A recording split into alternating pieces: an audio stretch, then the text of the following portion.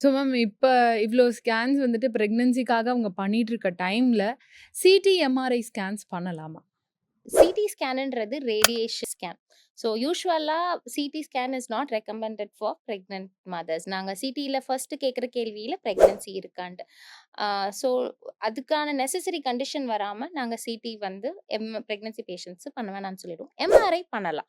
MRI பண்றதுக்கு ஒருவேளை pregnant மதருக்கு head injury ஆயிருக்குன்னா, அவங்களுக்கு கண்டிப்பா ஸ்கேன் பண்ணியாகணும். அப்ப நாங்க எம்ஆர்ஐ ஸ்கேன் பண்ண சொல்லுவோம். It is safe. பிரெக்னன்சிக்கே வந்து நம்ம அனாமலி ஸ்கேன பத்தி பேசினோம் இல்லையா? ஸோ பேபிக்கு ஏதாச்சும் ப்ராப்ளம்ஸ், பேபி ஸ்பைன்ல ஏதாவது ப்ராப்ளம் இருக்கு, இல்ல ஏதாவது ஒண்ணு இருக்குன்னா, அப்போ நம்ம வந்து பிரெக்னன்சி ஃபீட்டல் எம்ஆர்ஐ ஸ்கேனே ஆர்டர் பண்ணுவோம். MRI is safe for pregnancy. First level is ultrasound.